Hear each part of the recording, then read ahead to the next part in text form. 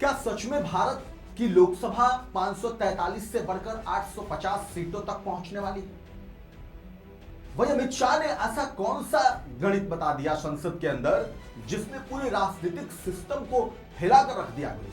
पूरा का पूरा विपक्ष चारों खाने चित्त बताया जा रहा। दरअसल लोकसभा गुरुवार को संसद का विशेष सत्र हंगामेदार रहा। विपक्ष ने साफ कहा कि सरकार की मंशा भरोसेमंद नहीं है, वह महिला आरक्षण के पक्ष में है, लेकिन इससे परिसीमन को अलग कर लिया जाए तो ही महिला आरक्षण एक छलावा है जिसकी आड़ में बैकडोर से परिसीमन लागू करने की बात कही जा रही है। वहीं शाह ने जवाब दिया कि एक नैरेटिव गढ़ा जा रहा है। अब विपक्ष के इन तमाम आरोपों पर शाह ने सदन में जवाब दिया। शाह ने कहा कि एक नैरेटिव गढ़ा जा रहा है कि 3 बिलों से साउथ के राज्यों की लोकसभा सीटें कम हो जाएंगी। उन्होंने कहा लोकसभा की कुल 543 सीटों में दक्षिण राज्यों की 129 सीटें हैं। परिसीमन के बाद यह बढ़कर 195 हो जाएगी। तमिलनाडु की सीटें 39 से बढ़कर 59 होगी। उन्होंने साफ कहा कि दक्षिण के राज्यों की शक्ति बिल्कुल कम नहीं होगी। दक्षिण के राज्यों में इस बिल को लेकर भ्रम फैलाया जा रहा है।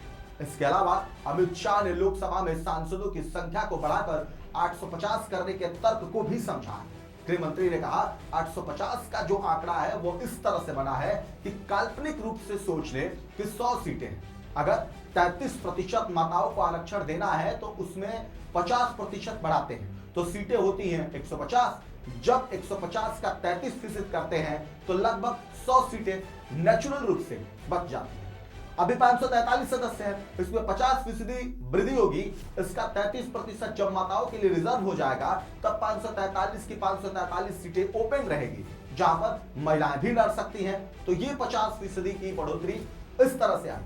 850 राउंड अप फिगर है, 816 एग्जैक्ट संख्या है। तो सवाल अब ये है, शाह के लिए जो जवाब दिया है, जवाब के बाद शायद जो विपक्ष है वो निश्चित तौर पर इस सवाल को डाइजेस्ट नहीं कर पा रहा। अब सवाल मेरा आपसे है कि क्या ये रिप्रेजेंटेशन रिफॉर्म है या भारत की चुनावी राजनीति का सबसे स्ट्रक्चरल चेंज, और क्या 850 सीटों का ये गणित आने वाली चुनाव की दिशा को बदल देगा?